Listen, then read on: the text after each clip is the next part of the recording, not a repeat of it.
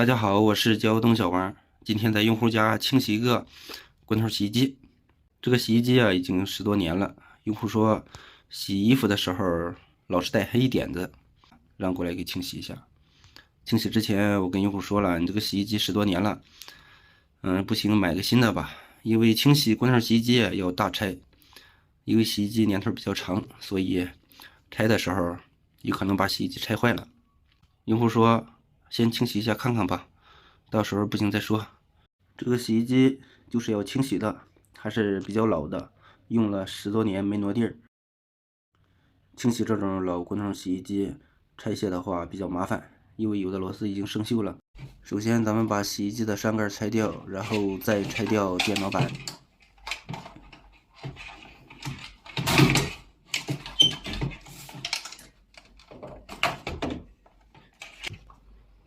接着再把门缝圈的胶皮拿掉。这款洗衣机拆卸来说相对比较麻烦，有的只需要把前脸拆下来就可以了。这款不行，需要把整个桶拿出来，才能把内桶拿掉。现在咱们把进水电磁阀拆掉，然后再把进水槽拿下来。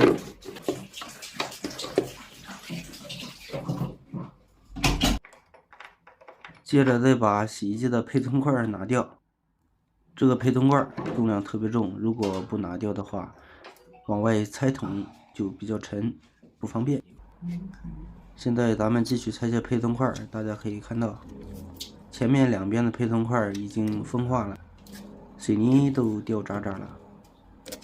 这样一拆的话，水泥会掉的更多，年头长了，水泥也老化了。费了半天劲，洗衣机的整个机芯全部拿出来了。接着就开始拆卸外筒了。外筒还是比较好拆的，因为机芯拿出来以后，直接用电动扳手拆螺丝就行了。周围全是螺丝，如果没有电动的，用手卸就麻烦了。外筒的扇盖拿掉以后，内筒就露出来了。大家可以看到，这个内筒果然特别脏，上面有厚厚的一层泥。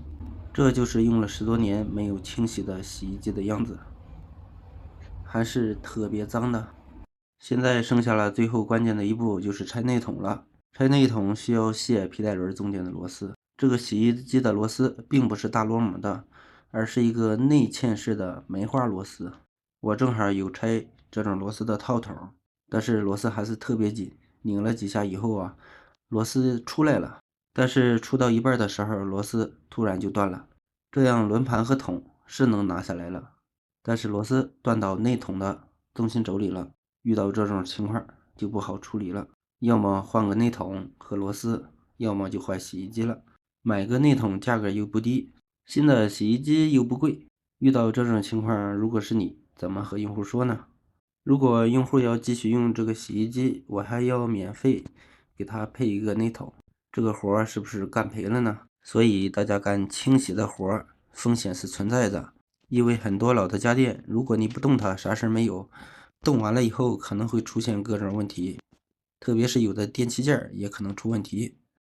刚才的情况大家也看到了，经过一番沟通，用户也挺好说话的，说不行就买个新洗衣机吧，这个洗衣机也不要了，就给我了，全当人工费了。可以说遇到这样的用户还是挺通情达理的，因为我提前跟他说了，我说这个洗衣机太老了，有可能拆卸的过程中会出现问题。如果是遇到不讲理的用户啊，也是没办法，自己就要搭个内筒给他换上了，有可能清洗费也收不到。